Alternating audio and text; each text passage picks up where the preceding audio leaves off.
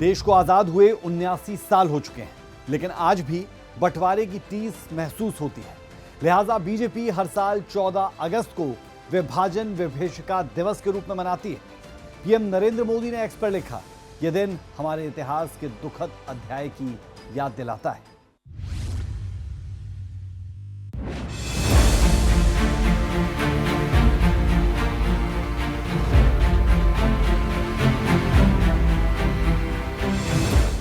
आजाद भारत अपने स्वर्णिम इतिहास के 79वें साल में प्रवेश कर गया है। इसे लेकर देश भर में जश्न का माहौल है।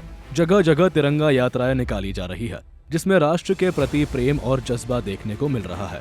लेकिन इसमें भारत पाक विभाजन की वो टीस भी शामिल है, जिसकी वजह से लाखों लोग बेघर हुए थे और हजारों लोगों की जान गई थी। स्वतंत्रता दिवस से एक दिन पहले 14 अगस्त को बीजेपी देश भर में विभाजन विभीषिका दिवस मनाती है।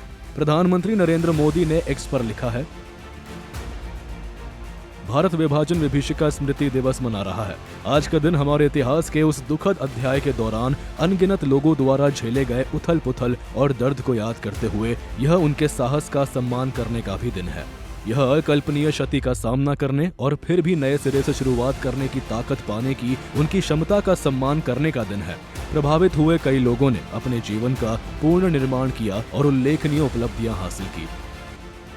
वहीं देश के गृह मंत्री अमित शाह ने लिखा है, देश के विभाजन और उसकी त्रासदी के शिकार लोगों के दर्द को याद कर संवेदना व्यक्त करने का दिन है। इस दिन कांग्रेस ने देश को टुकड़ों में बांटकर मां भारती के स्वाभिमान को चोट पहुंचाई। विभाजन के कारण हिंसा, शोषण और अत्याचार हुए और करोड़ों लोगों ने विस्थापन झेला। मैं उन सभी लोगों के प्रति मन की गहराई से श्रद्धांजलि अर्पित करता हूँ। देश विभाजन के इस इतिहास और दर्द को कभी भुला नहीं सकेगा। विभाजन की इस विभीषिका में अपनी जान गंवाने वाले लोगों को श्रद्धांजलि अर्पित करता हूँ। देश के रक्षा मंत्री राजनाथ सिंह ने भी एक्स पर पोस्ट किया है, जिसमें उन्होंने लिखा है, विभाजन विभीषिका स्मृति दिवस पर 1947 के उस दर्दनाक अध्याय को स्मरण करते हुए मैं उन सभी भाइयों बहनों को श्रद्धांजलि अर्पित करता हूं, जिन्हें भारत के विभाजन के बाद नफरत और हिंसा के भयावह परिणाम भुगतने पड़े और जन धन की हानि देखनी पड़ी। उन पीड़ित परिवारों के प्रति आज भी हर भारतीय के भीतर एक संवेदना है। हम लोग देश में सामाजिक सौहार्द को और मजबूत करने के प्रति पूरी तरह प्रतिबद्ध है।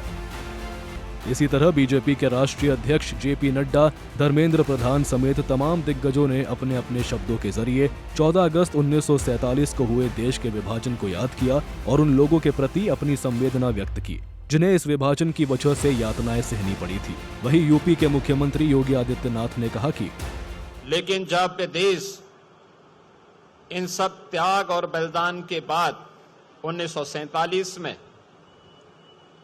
स्वतंत्र हो रहा था, उसके एक दिन पूर्व अपनी सत्ता लिप्सा और तुष्टीकरण की पराकाष्ठा को पूरा करते हुए कांग्रेस नेतृत्व ने देश का दुर्भाग्यपूर्ण विभाजन भी करवाया था, जो एक सनातन भारत था, पौराणिक भारत था। उस भारत को, उसी की दो भुजाओं को काट करके पाकिस्तान जैसे दानों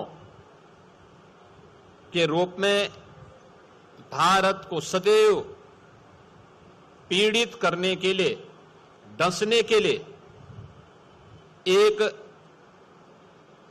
दुश्मन को उसके साथ उसी के हिस्से को काट करके बना दिया गया। विभाजन विभीषिका स्मृति दिवस के मौके पर हरियाणा में भी कार्यक्रम आयोजित किए गए, जिसमें मुख्यमंत्री नायब सिंह सैनी और केंद्रीय मंत्री मनोहर लाल शामिल हुए। इस दौरान दोनों नेताओं ने देश के विभाजन को दुर्भाग्यपूर्ण बताया।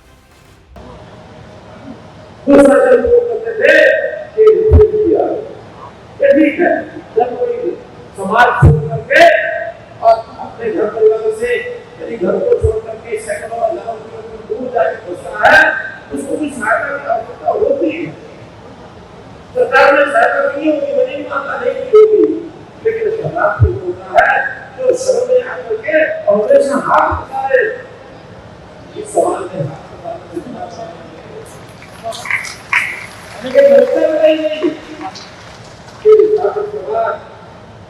इसको आरक्षण दे दिया गया। जो सभी बातें हैं जो आज जानते हैं बहुत बड़ी खुशियों को हुई, लेकिन उसके समर्थन में चंद लोग थे जिसके विरोध में सारा खड़ा हुआ कि आरक्षण नहीं मिलेंगे। तो आरक्षण के इच्छा रखेंगे है कि अपनी जो प्रेरणा से काम करने का जो पोशाक होता है उस पोशाक को समाप्त कर देते हैं। आज का ये विषय इस बात करने के लिए हमें एकत्र हुए हैं कि वह केवल इतिहास का एक पन्ना नहीं है, यह लाखों दिलों का एक जगह है जो विभाजन विनिश्चित का समृद्धि की उसके आज हम ठीक आजादी की पूर्व संध्या के अवसर पर हम यहाँ एकत्र आए हैं। यह दिन हमें वर्ष 1947 में जो उस भयानक समय की याद दिलाता है जब भारत का विभाजन हुआ था। हर इस विभाजन में न केवल देश को दो टुकड़ों में बांटा बल्कि लाखों परिवारों को एक गहरा और दर्दनाक अध्याय भी लिख दिया है। बता दें कि प्रधानमंत्री नरेंद्र मोदी साल 2021 में 14 अगस्त को विभाजन विभीषिका स्मृति दिवस के रूप में मनाने की घोषणा की थी। इसी दिन गृह मंत्रालय की ओर से इसे लेकर एक गजट जारी किया गया था। ब्यूरो रिपोर्ट, सूर्य समाचार।